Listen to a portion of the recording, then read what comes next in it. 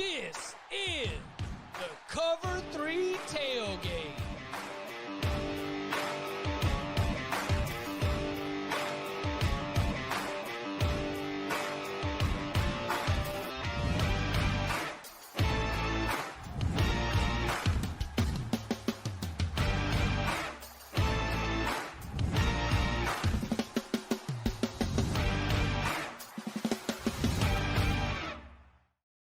And welcome back to the Cover 3 podcast here on CBS Sports. That's Tom Fornelli. That's Bud Elliott. I'm Chip Patterson coming to you live at youtube.com/cover3 and everywhere you get your podcast on demand. Thanks for hanging out. Smash that subscribe, smash that like, and come and join us in the chat, aka the Cover 3 Tailgate. Thoughts. Abundant thoughts.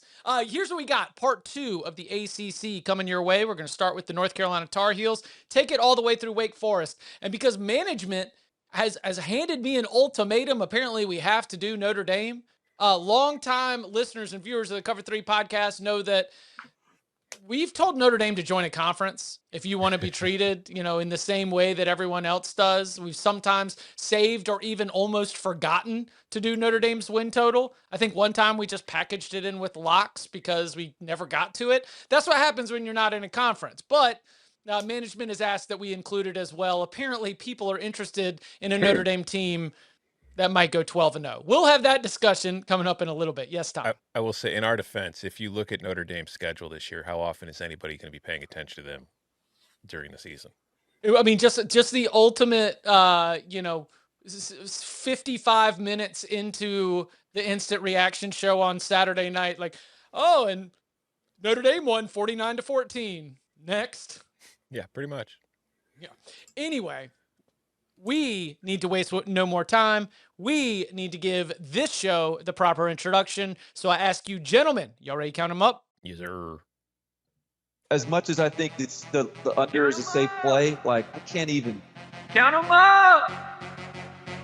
Count them up! How many games y'all gonna win this fall? I can't fathom 8 wins. How many games y'all gonna win this fall? I just can't. I don't see it. It's not on there. It's not the schedule I'm looking at. Unless there's another schedule somewhere. Of course, as always, our thanks to Barton Simmons, the best general manager in college football, for continuing to allow us to use his likeness for that theme song that so many of you love so much. But it's interesting that he mentioned schedule, because that's at the heart of the conversation for the North Carolina Tar Heels and the Bill Belichick era in Chapel Hill. Last year, you had a favorable schedule, one of the most favorable in the ACC, which is why you had a win total of 7.5, and you fell woefully short of that with a 4-8 showing and one of the worst offenses in all of college football.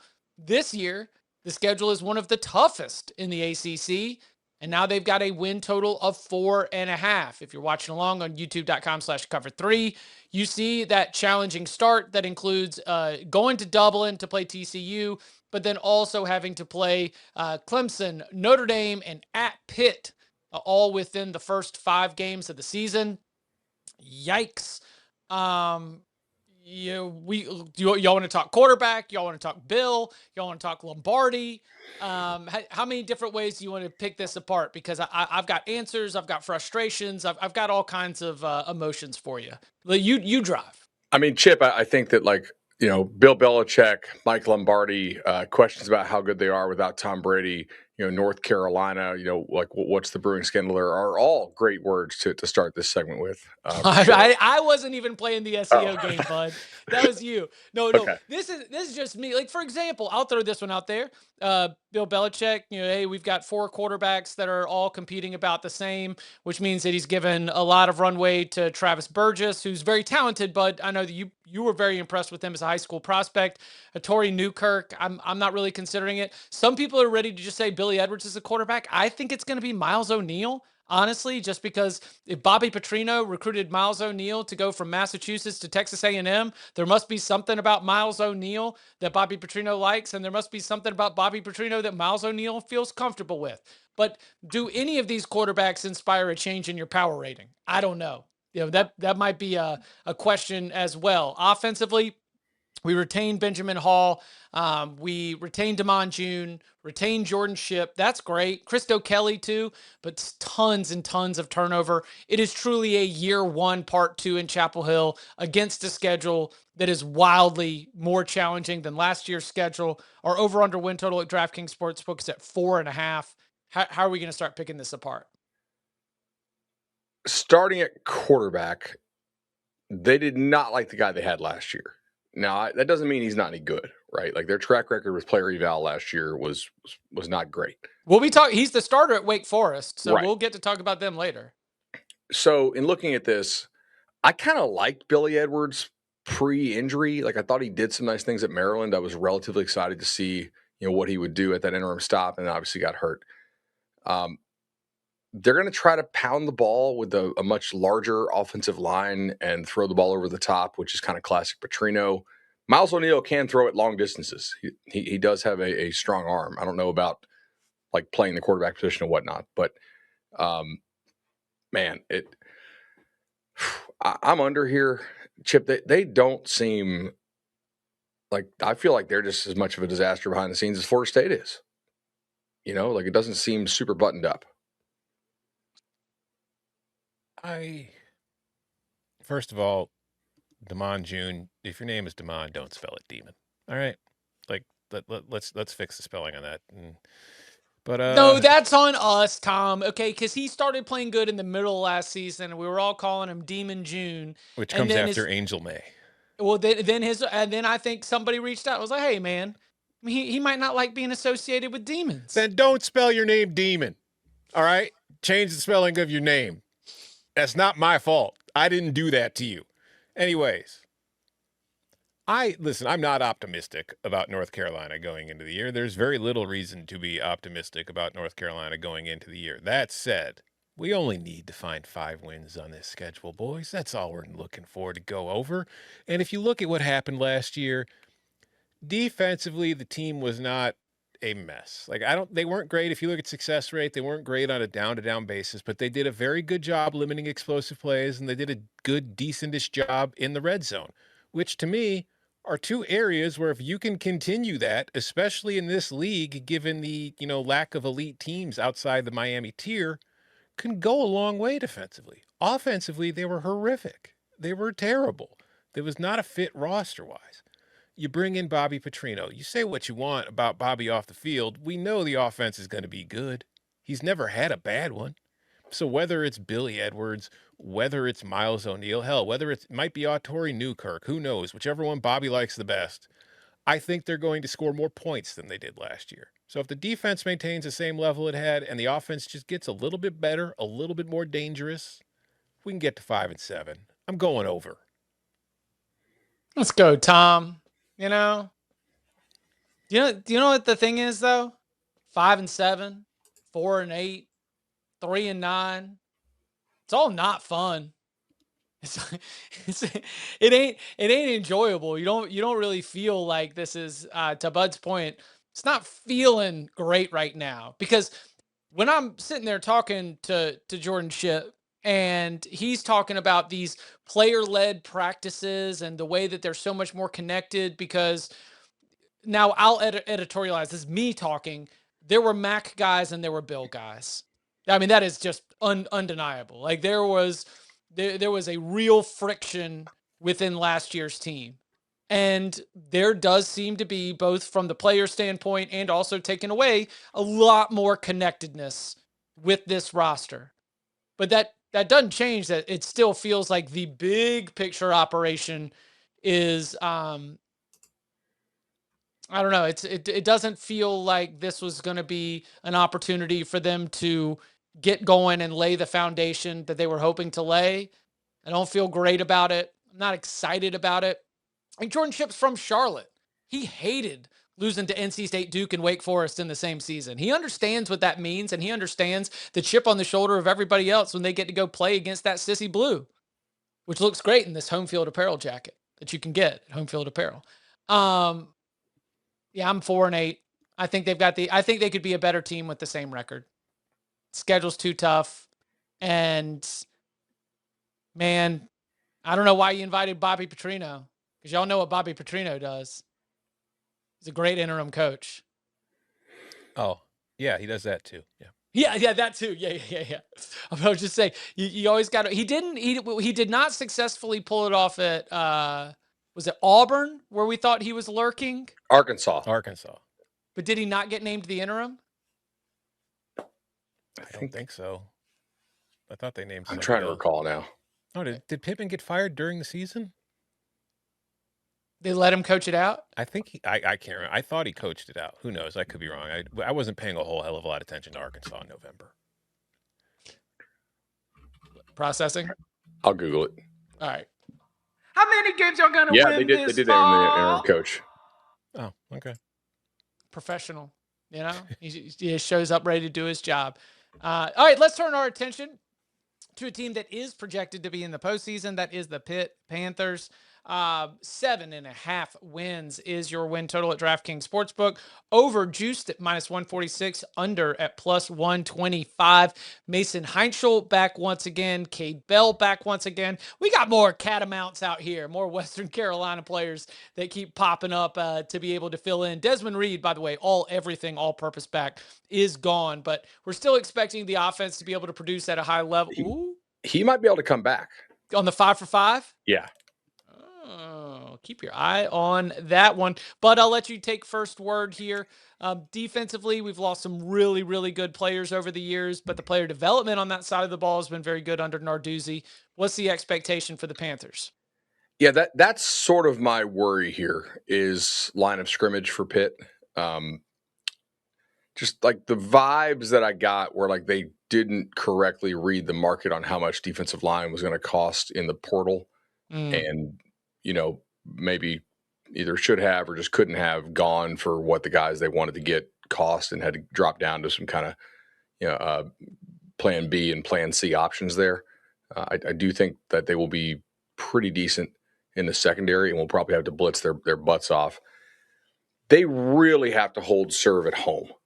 In looking at this, like home is Miami, Ohio, UCF, Cuse, Bucknell, UNC, Georgia Tech, FSU. You probably need to go 6-1 at home to hit this. Maybe 5-2 gets it done for you, but like to get to 8, if you go 5-2 at home, then you have to grab 3 of roadies: Virginia Tech, Boston College, Miami, Louisville, Cal. That seems like a challenge. With this priced at basically call it $1.50 to the over, I'm going to lean slightly under here, but not something I'm really looking to attack at this point, given that they do have, I think, one of the best QB offensive coordinator combos in the conference. Yeah, we talked about it in part 1, if you can remember, all those many days ago. Like, there aren't a lot of teams in this league where I'm confident at the quarterback position. This is one of them.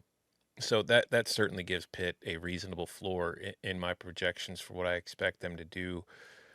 I think Heinzel's good. I think he might end up, Mensa is probably going to be the best quarterback in the league. But if there's a guy who I think has the potential to kind of maybe overtake him if he has a spectacular season, on the first team, it's Heinzel and JKS are the two guys I would be looking at. So I think that could be a huge difference for this Panther team. I think the fact that like their first 5 or their first 6 games are at home could help them get off to a very good start to kind of build some, confidence going into the second half of the season where you've got Miami looming on the road, but there's still plenty of gettable games on there.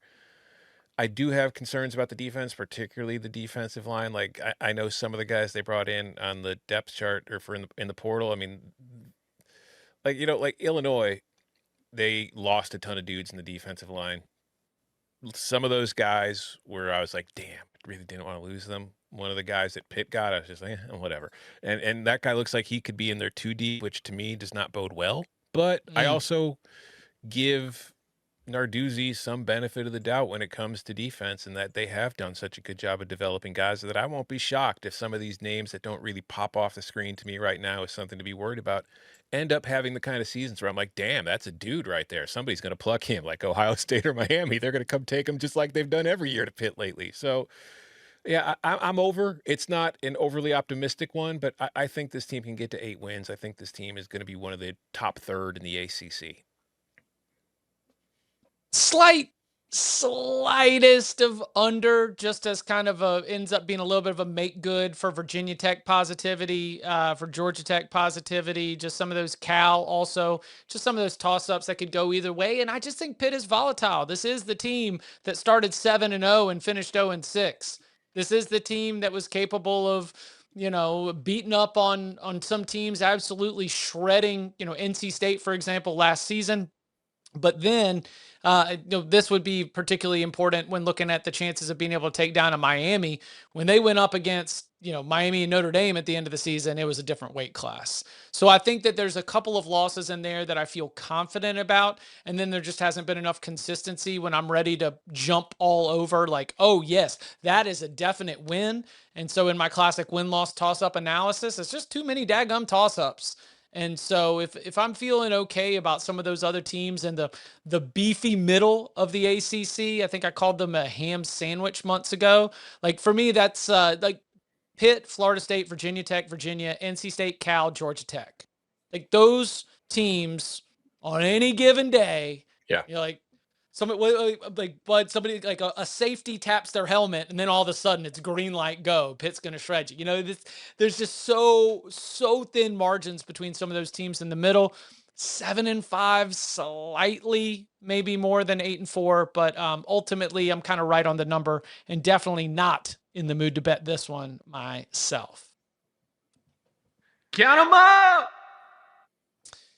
SMU Mustangs have fully been crowned as a team that is considered a top tier ACC team. And that's what happened. They walked out of the American 8-0 in conference play, then walked in, got to the conference championship game, almost won it. As we mentioned last year, they finished as one of the teams in the 5-way tie for second, almost had a spot in that ACC championship game with a shot to return to the college football playoff as they were sitting at number 21 before the loss to Cal. Okay, so what is this season going to be about? Well, it's all about gassing up Kevin Jennings. They're all wearing cowboy hats to media days. They got Jennings for Heisman shirts. I mean, they are just... We are letting you know, screaming it from the rooftop. But I mean, even behind him, you're dealing with a talented roster that has found its level in terms of the kind of prospects that they're looking to get, who they're competing against, and then being able to win those bidding wars. There are other schools with money that are able to blow that money because they can win bidding wars just to win bidding wars. Correct me if I'm off on this. It feels like SMU has a better connection rate, better hit rate, and seems to understand when and where they need to swing that checkbook around. PJ Williams, man, if he can be healthy, that could be one of the best offensive linemen in the ACC. And as we start to look at both sides of the ball, it's a team that should compete for an ACC championship. Win total here at 8.5. DraftKings Sportsbook over -136, under +115. Tom, what are we doing with Rhett's squad? I think you just touched on something that's a very strong point, and I think that's one of the things that works in SMU's favor is what this is the 12th team now in our ACC teams that we've gone over. And when you assess these teams and you try to look at their off seasons, I see a lot of portal classes where I feel like that team was outspent. They couldn't afford it. They couldn't afford to go out and get these guys. SMU is one of the few programs in the country where I look at their portal class and maybe they didn't get like the top 5, top 10 players available, but they clearly spent money. They clearly went after the guys they wanted and bought proven production, not just guys that could be as depth. They found areas that they needed, and they went and got somebody who can actually, they know can fill in. And I think that gives them a leg up on most teams in this league. You mentioned Kevin Jennings. Love Kevin Jennings. I do think there has been a little bit of overselling on him in the hype market, as you mentioned. Like, I think he's a top 20 quarterback in the country. He gets talked about lately like he's a top 10 quarterback, maybe even top 5 guy. As for his Heisman case, I mean, under-discussed, but understandable. His freshman year, the year that they went to the playoff, they ran the hell out of him. Last year, he didn't run. Last year, they were using him more as a pocket passer, and then he would run if things broke down and he had to scramble. But they weren't designing things for him. They clearly are worried about him getting dinged up in the run game, and they wanted to, keep that from happening. So I wouldn't bet him to win the Heisman if they're going to have that same approach this year, because I don't think he's a good enough thrower of the football to win that award without his rushing stats backing it up. Anyways, back to the subject of whether their SMU is going to win games. They are. They're going to win plenty of games. They are one of the better teams in this league. Their schedule is not a bear. They've got Florida State on the road. That's a tough way to start. They could easily lose that game, but that won't cause me to start selling my SMU stock. It's just, hey, you lost on the road to Florida State. You've got Notre Dame on the road. I'd rather have them there at home than at home because you're probably going to lose that game. Louisville on the road is tough, but that home slate, man, come on. Is there a home game that they can't win? Like that you don't expect them to win? So their win total's what? 8.5? 8.5. Give me the over. They're going 9-3. I honestly feel like I look at this league. Miami, I know, is going to be 12-0 or 11-1, depending on that Miami game. I don't know that there's another team in this league that is going to win 10 games. This is one of the few that I think has a legitimate shot to do it. Totally agree. Over for me. I think they've done a nice job with their scouting. I think they retain those guys. They added smart stuff from the portal. Jennings, I think, is like a really good college quarterback. I'm not sure he's like an amazing pro prospect, but you have staff continuity as well. I'm pretty high on this team. I think that they're probably the one that's going to play Miami for the ACC championship this year, which would be a pretty good game to watch since they don't play in the regular season. I was looking at this. I think because they have like real expectations. If I was going to play an under here, I would rather play the alt under, because if you did start poorly, like if you lost Florida State and Louisville to start, then I think you may have some focus issues down the stretch to where it brings in that, kind of the more tail end of the distribution of outcomes. You know what I'm saying? Like, are some of those games that we're marking off as easy right now? And this is definitely a cakewalk schedule by ACC standards, like in conference. Obviously, the game at Notre Dame, I think we all expect them to lose that one, or at least I do. But I would rather, if I was going to play an under, I'd rather play under 7.5 at plus 270 than under 8.5 plus $1.15. I'd rather play SMU to make the playoff than play an under. Yeah. You mentioned the Kevin Jennings thing. He had a bad wheel. That boy was banged up all season. Mm-hmm. I actually gave him moxie points. I saw him limping around, beating Miami, doing everything he can to be able to get that win done. And I'm like, okay, this is not just a good college quarterback, potentially a great college quarterback, the kind of guy who does end up getting remembered. I mean, he's got his own recovery facility named for him already. I think that we are dealing with a cool story. Doesn't mean he's the best player in the country. Doesn't mean he's the most outstanding player in the country, but absolutely one of the best quarterbacks in the ACC, and someone who, if he is fully healthy and is able to unlock the running aspect of his game once again, is going to be something to keep an eye on. I mean, do you remember when Tanner Mordecai was the starting quarterback for SMU? And then he gets banged up and Kevin Jennings has to come in and save their bacon. And then when Preston Stone can't get it done and he goes out and Kevin Jennings has to come in and save their bacon. I mean, he's been in this for a long time. But Tom, I'm with you on the general, like, whoa. Like, great player. Respect for them for gassing up their guy. And Rhett Lashley said as much. He said, look, if we don't yell it, nobody will. They are very much still newcomer on the block, shaking and rattling and banging pots and pans. So I understand why you're doing it. And I'm clearly very positive about their outlook for the season. I think they're a college football playoff contender, ACC championship contender. And because of that, I feel very comfortable going over the 8.5. How many games y'all going to win this fall? For Coach Pritchard and Coach Luck. Stanford Cardinal have an over-under win total of 3.5, over -125 at DraftKings Sportsbook, under -105.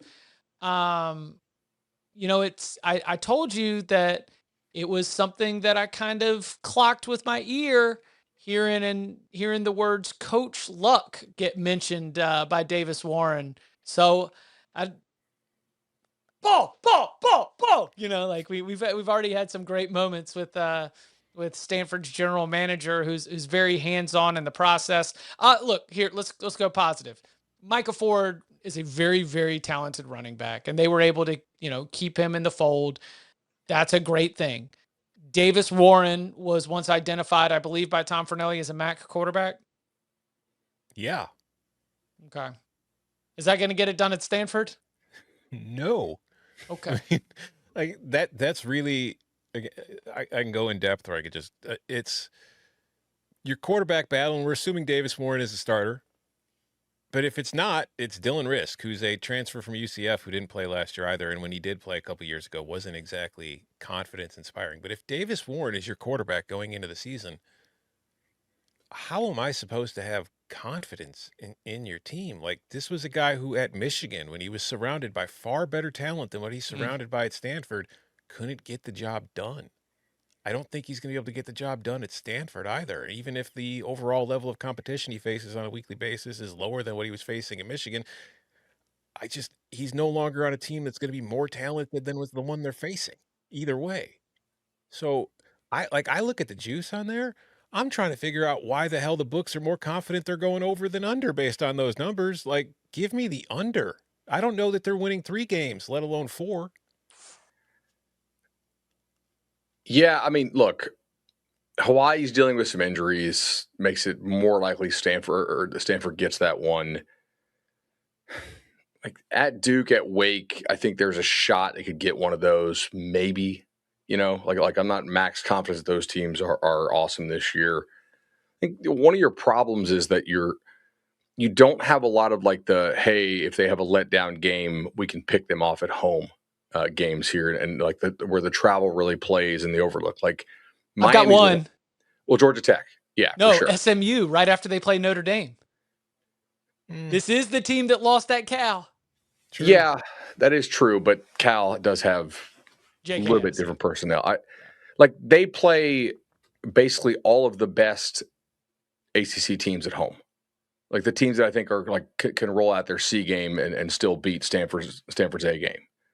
Like Georgia Tech's maybe the one that's like closest to their level. But Hawaii and Elon should be wins. So it's basically like can you hunt up 2 other wins? 3.5 is a really low price. I don't show an edge here. I think this is probably well priced, to be honest. But I don't really see much in this roster either. So I guess I got to give a pick.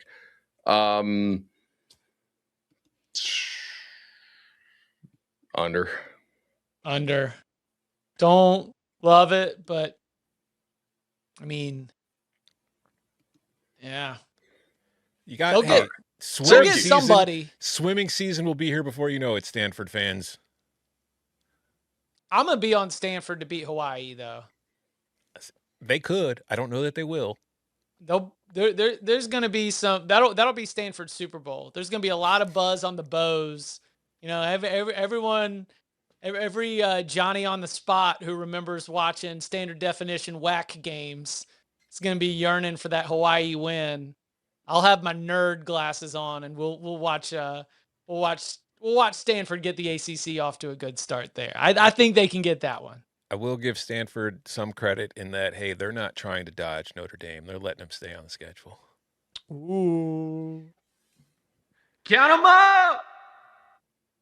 Turning our attention to the Syracuse Orange, where the schedule is very, very, very difficult. There is a clear-eyed view. I can promise you, there is a clear-eyed view of what this exactly is. You're going to be down. We mentioned I guess we were mid-show, right? Mid-mailbag when we were reminded about Calvin Russell being out. That's disappointing. A huge recruiting win. But Steve Angeli is back. When Steve Angeli was healthy, this Syracuse beat Clemson. This is a group led by Fran Brown, won 10 games 2 years ago, and last year were left with their 4th-string quarterback, former lacrosse player, trying to run the offense. I think it was like, Fran Brown, hey, what'd you learn from last year's struggles? He said, I learned we need to have better quarterbacks. There's a way to explain it away, but how do you explain whatever record's going to come out of this one? Now, the DraftKings Sportsbook has over-under at 4.5 wins, over -105, under -125. Bud, where do you start as we're looking at the Orange roster and schedule with Angeli back in the fold? I actually like over here. One of these teams that is not projected to make a bowl in the ACC has to kind of rise up and make one, probably 2. And to me, Angeli is way better at quarterback than what you have at Cal, Duke, Wake, and Carolina. Cal? Or sorry, excuse me, Stanford. My bad. I was Okay. thinking wrong Bay Area team. Yeah. Steve like- Angeli, better than JKS, Bud Elliott. Quote I card. like some of their young defensive linemen quite a bit. And I think, like, if you give me a quarterback and a D-line that can make some stops, I think you're potentially live in a game like at Pitt. UConn, like, everybody who follows the G6 is like way down, and like their win total has gotten beaten down like crazy. So that to me is not that hard of a trip as long as they take it seriously. And if their goal is to make a bowl, they should be taking that seriously. They get Boston College late. Like, what is BC at that point? Is Bill O'Brien coaching BC at that point? Is Brian Kelly coaching BC at that point? Who knows, right? Or I guess CBS's own Brian Kelly. At Carolina, I guess we'll see. I think they can get to 5. I don't project them to make a bowl, but I like over 4.5 here more than the other teams in that 4.5 range. Yeah, I'm on the under, but it's not something where I'm like confident in. This is an interesting team to me because better quarterback health should go a long way. The schedule, they don't have to play Miami, but other than that, very few favors done for the Syracuse Orange on this slate. But I look at the overall state of the program, and the reason Fran Brown was hired was because of their belief in his ability to improve the roster. You look at the recruiting class they bring in, like Calvin Russell's injury sucks. He was the best player in their class. But overall, while Syracuse maybe not one of the top national programs, their 2026 class was 5th in the ACC.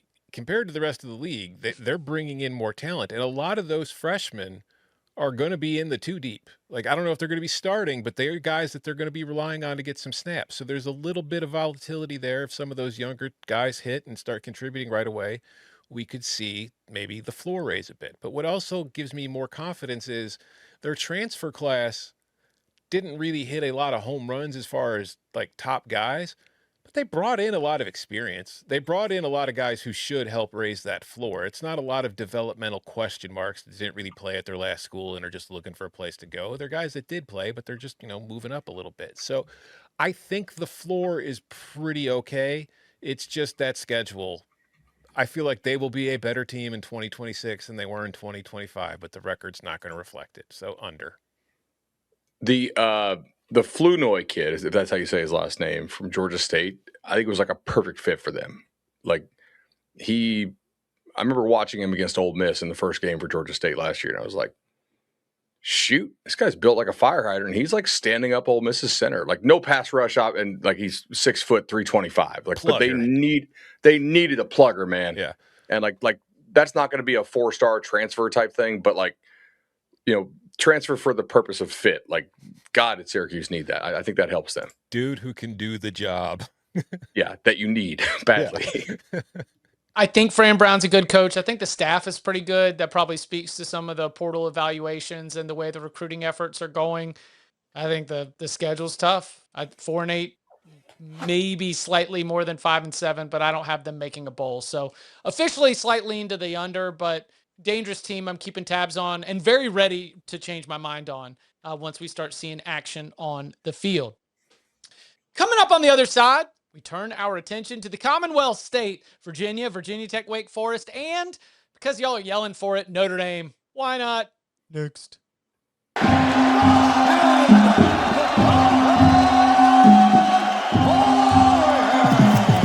Game Bread is in the building.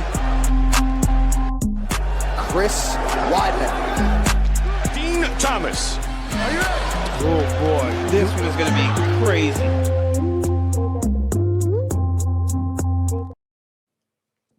How many games y'all gonna win this fall? An interesting question for Tony Elliott and the Virginia Cavaliers. The Wahoos, one of their best seasons in school history, double-digit wins, making it all the way to the ACC championship game, almost winning that ACC championship. It was the investment paying off. Tony Elliott on the hot seat, get some investment. They kind of sign him up, right? We see this sometimes where the university, the boosters, they say, okay, we're going to give you everything you ask for. Can you show it to us? Tony Elliott did bring back a successful season. So what did they do? They went right back kind of to the same game plan. They increased their portal activity by about 3x going into last season, and now they're kind of maintaining that churn. They are playing the game, they are paying, and we get to see if they have the same kind of hit rate because Chandler Morris gone. This year's quarterback will be Bo Pribula, who is going to be on his third power conference stop, Penn State, Missouri. Before that, I thought of Missouri, maybe limited, but pretty good. You take him and put him against ACC defenses. I don't have any reason to consider him limited. Offensively, I think that they should be pretty good. Defense is a little bit of a two-sided, are you going to trust all of the new players to be able to hit? Cam Robinson, good update ahead of schedule on his return from injury. Dude's an absolute superstar at the linebacker position. And that linebacker room, I know that big picture is something Virginia fans are very excited about. So it's 7.5 after winning double-digit games last year. Is it water finds its level, coming back to earth, or Bud, do you think we see more of the same in Charlottesville? I'm slightly over here. I think that Tony Elliott has done a really nice job there. They seem to be like that. I think there's like synergy within that program, just the vibes I get. And that's not really analytical, but I do think it matters. Hey, I'm sorry, you're talking, Bud. Yeah, buddy, like, you're speaking my you're speaking my language. I agree. It's alignment. It's vibes. They're moving in the right direction. Won't win every game because of vibes, but they're winning where it counts. Like, I think they wanted to run Morris a decent bit last year. Bo is obviously a guy you can do some more QB run game stuff with. Getting NC State out of Brazil is good. I had a guy actually. This reference is so niche it might out who it is. Never mind. But basically, I'll said like that was going to be a cluster down in Brazil, and they were really happy that that game is not in Brazil anymore. So. Anyway, Norfolk should be a win. Delaware should be a win. You should be able to beat Cuse at home. Duke should be a win in Charlottesville. Carolina, obviously, like you should get. Like Cal's probably good enough to where like that's losable. At Wake, I think they're good enough to beat Wake on the road. At the Hokies, I think they're better than the Hokies are. It's just like it's these early games. NC State to open. West Virginia is not super easy. That's a neutral site game, as we have there on screen. And then at FSU, like who knows what that is at this point. I think they're favored, 8 or 9 times. So I am going to go over slightly. Also, like this is the 4th or 5th easiest schedule in conference play by my numbers. Yeah, I think you're definitely going to see regression. Like, they're not going to win 11 games again. Like, they won 3 games in overtime. They had a bunch of, like, other one-score wins outside of those games. You're going to come back down to earth. But even with that being the case, I still think this is a pretty good football team, and I think it's a pretty good roster. Chip, you mentioned Pribula, like, hey, he made me, he put egg on my face last year when he was at Mizzou. I was like, why the hell are we hyping up Mizzou with Bo Pribula? I was not high on him, but I opened my eyes a little bit. Playing in a much tougher league, I thought he played well. Like, he's not a game-changing elite QB, but he is somebody who I believe, at least with his talents and what he does, gives you a certain floor at that position. And I think he could, for the most part, match what Chandler Morris was doing and possibly do so with a little bit better protection of the football. So maybe it's a small upgrade there. I look at the roster. There's a lot of things where I like particularly what they did in the portal. He's not a big name, but they got Rico Flores, a wide receiver from USC, who did not have big numbers, but or UCLA, not USC. But I feel like there was so much going on in that offense and with that team last year that he's a better player than I think his numbers last year project. And I think that in this offense, he might end up having a big season. He's not going to be Trell Harris, who left and went to Oklahoma, but still, it's a good addition. The schedule is manageable. Yeah, they're not winning double-digit games, but they can get to 8 wins again. So I'm going over. Yeah, 8-4 feels like this is another one where I told you I was having some of those unders that I didn't feel great about. It's because I'm leaning heavily in Virginia being able to keep pace and being able to maintain. The dozens of Wake fans in the audience, Bud, would like to remind us that Wake did beat UVA last year in an absolutely 16-9 type game. Yeah, I think there was thriller. I think there was only one touchdown, and it might have been on a punt return from Carlos Hernandez, Loco Ocho. So they at least have some vibes in that old, like Charlottesville to Winston-Salem's not that far. Like we'll see if that can become some sort of a old school ACC rivalry. But yeah, I just do not see them being outclassed, even when they are underdogs. I don't think they're going to be major underdogs. At SMU is the scariest spot. And so even if you throw that as a loss and put it to the side, do I think that they're going to be able to get the wins they need to go over the 7.5? Yes. Now it's at -150 at DraftKings Sportsbook. Real quick, rapid fire. Would you do 8.5 at the plus money? No. Same. Yeah, probably not. I think it's worth paying this over the 8.5 because of how, like, the distribution of the quality of teams on the schedule. Right. I agree 100%. How many games y'all gonna win this fall? It's what they're asking James Franklin. We're not going to ask you to fill the empty trophy case just yet, James. But first, we just need you to be able to go out there and get Virginia Tech back on the winning side, because 5 of the last 6 seasons of Virginia Tech football have finished with a losing record. Yuck. That ain't Virginia Tech football. Virginia Tech came into the ACC in 2004, won the ACC 4 times in their first 6 seasons. Chase it all the way to 2016. That would be the first year of Justin Fuente. They ended up winning 8 division titles. This was a team that for a dozen years of ACC membership was regularly at the top of the conference, and then it has just been a backslide for about a decade. So James Franklin gets the investment, he gets the endorsement, he steps in, brings in some friends from Penn State, both staff and players, retains Brent Pry, a move that I think got Virginia Tech to keep some of their best players that were left over from last year's team. I mentioned Kamari Copeland's name in our previous conversation. That would be one that I would certainly mention. He said I could have been a 5th round NFL draft pick, and if I was just over being around, that might have been what I did. But when you retain Brent Pry, I wanted to stay and play for him. That's something that's very exciting for the Hokies defense as you project that moving forward. Ethan Grunkemeyer steps in as the quarterback. He is the QB1. No quarterback debates right there.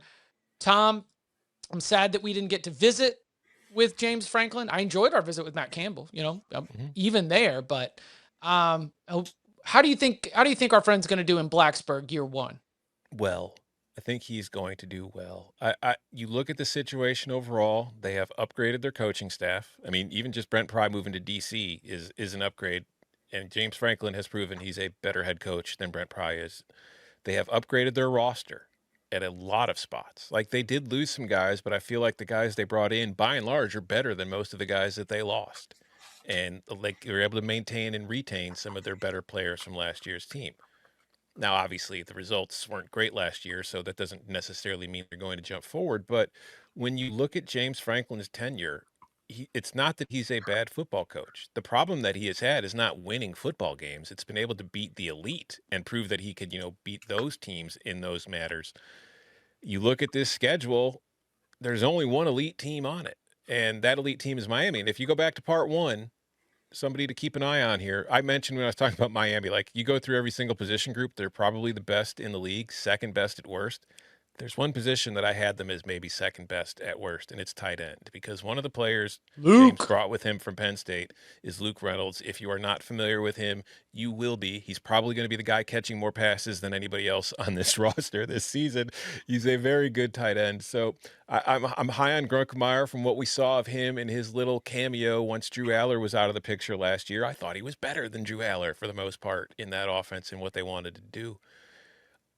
This is a good team. I don't want to get too overhyped on them, because I do get kind of lost in the sauce a bit, because I am such a James Franklin guy and I am a fan of a lot of the guys they have on this roster. But like 6.5 is a little disrespectful to me for this win total, guys. This is a team that could easily get to 8-4. I don't see a lot of value in playing the over at that price, but Franklin is typically really good at winning the games he should win, and they were not typically very good at pulling the upsets, right? So there's 3 locks on this: VMI, ODU, and Stanford at home, right? And then I think there's 2 that they're going to be pretty sizable dogs in. It'll be at SMU and at Miami.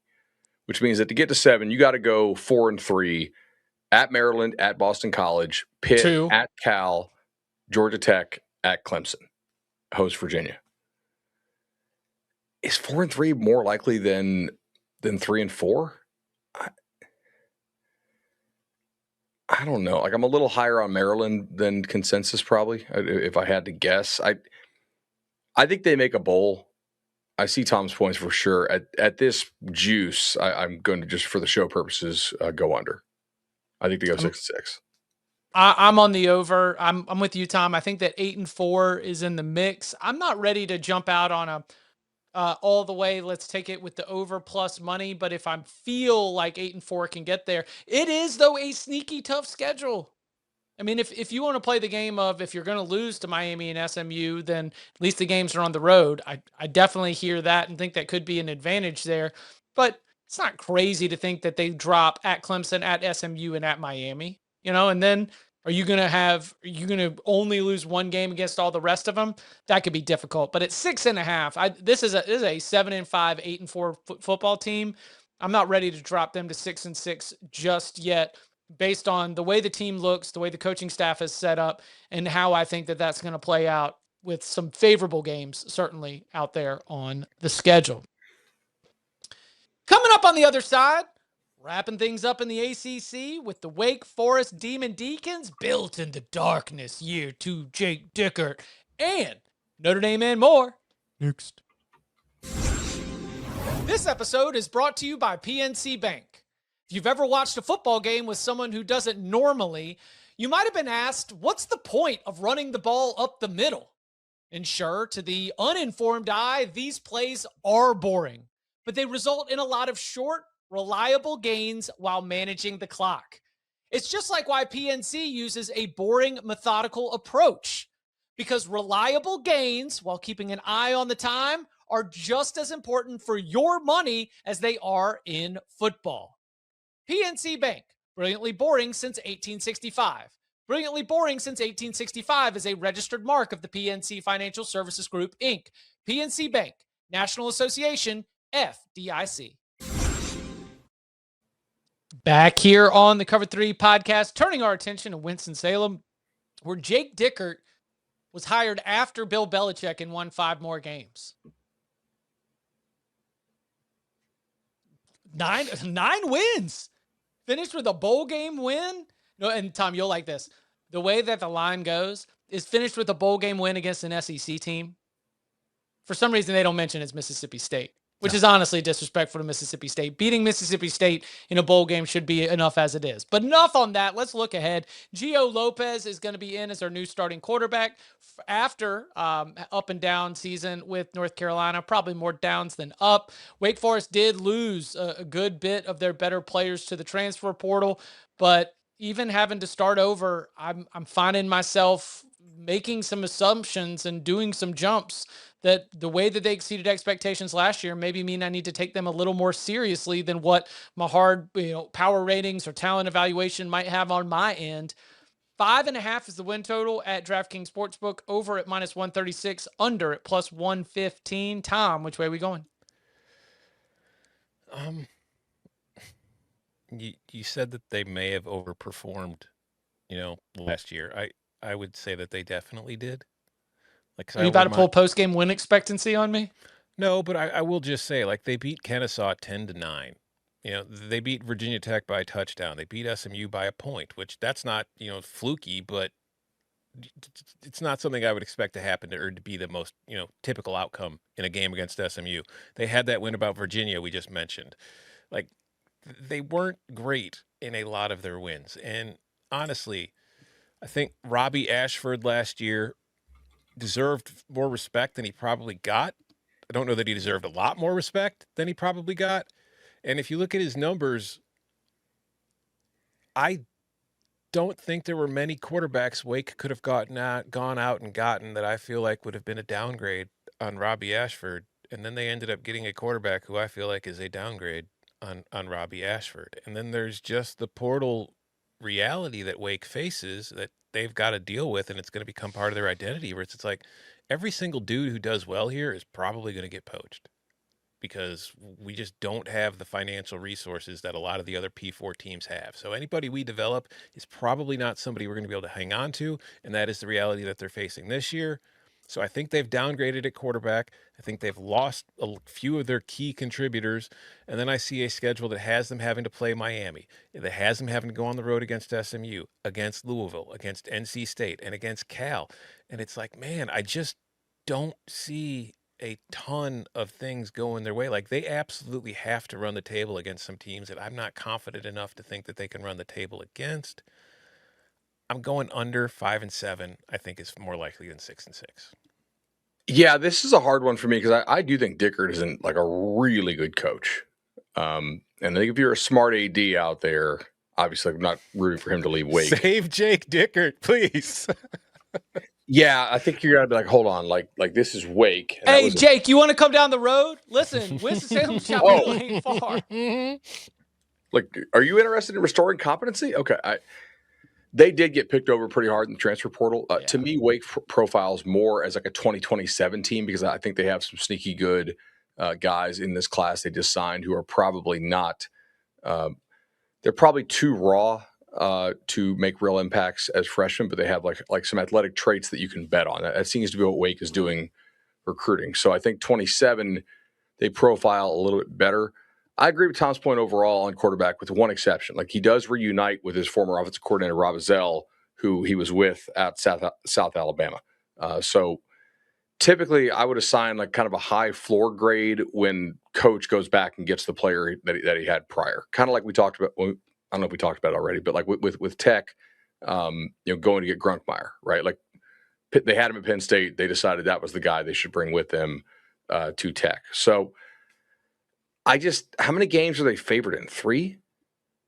Stanford home, Merrimack, and Akron? I think so. Duke, you're probably favored Purdue? with Duke. Are you favored on the road at Purdue? I don't think so. Not by any meaningful margin, but also Purdue's not going to be some massive favorite over you. But like that's one that, to hit this, they probably need to go get that one, right? Yeah, and then we're talking about the UVA Cal stuff. Like, now we very quickly were like, oh yeah, win, and then it drops into I don't know if they can win that game very quickly. And they did beat UVA last year, but Morris was knocked out of the game, remember, Correct. and in street close pretty early in the second quarter. So that was 19-6, I think, the final, or 16-9? 16-9. Yeah, because UVA's backup was throwing into the end zone. I remember with the chance to tie it. Okay. Yeah, I'm slightly under here. I agree with Tom. I think 5-7 is probably more likely, and since I already went over with Duke, like, I probably should not be going over with Wake, given that they play each other in the final game of the season. Yeah, I know. I did a little audit of myself for the North Carolina schools. I'm under on this one as well. So I'm under on the Deeks and the Heels. I'm over on Duke and NC State. I love that you mentioned him getting back up with Robbie Zell, because there was a sentiment from inside the Wake Forest program. I believe it was on the record, but I don't want to misquote it. But that the evaluation was watching Gio Lopez last season and saying, why are they using him this way? Like, what you saw everything he did at South Alabama. You saw that the way that the offense was built at South Alabama, that he was successful. Why were you then asking him to do something entirely different? And that's what he was faced with. So I think he's going to have a better season. I think that your points about what they were able to get out of Robbie Ashford was notable. We'll see. I'm officially on the under, but if this team exceeds expectations again, I would not be surprised. And it would add to that momentum behind Jake Dickert as one of the top rising coaches in the industry. Count them up! And finally, to the ACC's kissing cousin, the Notre Dame Fighting Irish. Yeah, they play about a handful of games against ACC opponents every single season. Not a full member, which will go right here in the ACC win totals episode. Why not? Because, whoa! Over-under win total is 11.5. Whew. Are they going 12-0? The under is minus 190, so you're paying a big tax just to root for one loss. Over's plus 160. That'd be quite a prop to be able to hit. I'm sure if you think they're going 12-0, you probably think they're capable of lots of things, or that CJ Carr is capable of lots of things. But as we peel this thing apart, we've got an elite secondary. We've got a defensive front that has played at a high level and returns a lot of good players. You've got a running back room that does lose 2 first-round NFL draft picks, but has plenty of young talent that I know that staff is very, very excited about.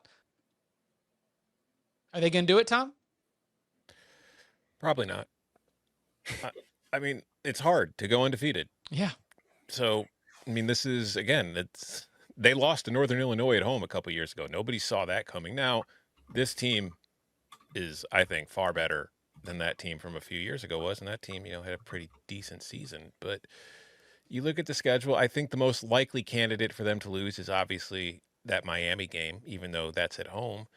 But SMU won't be easy. Like, I don't know. I mean, BYU on the road, that could be a game that they lose. It's like you look at those 3 spots, and it's not really stupid to think that they could lose one of those 3 games. So they're going to be 11-1 at worst, probably. If they're 10-2, I don't think they're getting in the playoffs, so they better be 11-1 at worst. But it's a really freaking good football team, man. They're fine. So, all right, on your last point, somebody I really respect was like, hey, all that complaining they did is going to get them in at 10-2. It could. And I was like, oh, yeah, you're probably right. So it should not be an issue. I mean, back to the loser mentality of explaining away 9-3. If you are Notre Dame and you're playing against this schedule, go finish 12-0. Yeah, I have them 11-1. I think this is like one of the short list teams that can truly like be considered like a natty caliber team, I think. Man, 190 is a big price to pay, but to Tom's point, it is also really hard to go undefeated. But like the quality of quarterbacks they play is horrendous, and the secondary is ridiculous. So like they're going to just eat everybody alive. Leonard Moore, learn the name. Good God. I mean, like, Wisconsin took the Old Dominion quarterback, which I think is an interesting get, but probably not a great fit for what they actually do. Rice, Michigan State, Purdue, Carolina, Stanford, BYU. Like, Bachmeier's a better runner than he is a passer, and those receivers are, Notre Dame's going to see better receivers in practice every day than on the second team than what BYU runs out there from a receiving standpoint. So, like, even if they make that game ugly, it's like, which I imagine they will, that it'll be a dogfight for at least a while, I would think. Like, you still get CJ Carr, really high level of play on both lines of scrimmage, and no passing threat from BYU against a legit defense. So they're not going to play a single decent passing game until Miami comes to town. And then like Miami might be like top 3 or 4 in the nation as far as passing. That like the culture shock to that secondary is going to be really wild to look at, A way to look at this schedule, like if you're a Notre Dame fan, you're not going to games. You live somewhere else around the country. You watch them at home. No, I'm not. That's not how I'm saying. If you are one of the Notre Dame fans, who isn't going to games, like when are you finally paying attention to a fourth quarter before you just kind of flip around to see what's going on with the other games? Like BYU, is that the first time you feel like you're going to go into the fourth quarter of a game where you're actually kind of like, well, shit, this game might still be up for grabs? I mean, if they slow play Wisconsin and Wisconsin comes out with like fastballs and fury, then maybe it gets a little dicey and you're dealing with one of those. I was rewatching Oregon-Washington from last year, a game that Oregon totally controlled but just wasn't pulling away. And then you looked up and it was 19-14 with 8 minutes left to go in the fourth quarter. But then Oregon hit the Jets on them. I could see Wisconsin, coming up with enough red zone stops and making that somewhat interesting. But I'm not trying to play semantics. I agree with you. It could be October 17th before there's a competitive 4-quarter game. It might be important that they kill Wisconsin if they're able to. It might, but I don't know if they'll be able to. That's the one team they play from the Big Ten that has any prayer of making a bowl. I mean, how many bowl teams are on this schedule? Wisconsin, probably. Michigan State, no. Purdue, no. Carolina, 5? no. Stanford, no. BYU, yes. Navy, yes. Like, how many Power 4 bowl teams? I mean, I was just saying total bowl teams, 5 or 6. Yeah, well, Navy will go bowling. Rice could go bowling. Oh. I'm not sure how much, hey, we beat bowl eligible Rice is going to carry with the committee, but we'll find out. Hey, I'll tell you what, we'll find lot. out. They'll be out here telling you how many teams they beat that are in the postseason. I guess I'm under at this price. You know, like 11.5 is tough to do. Things happen. Do you know what my Galaxy Brain prediction is? I think they do go 12-0.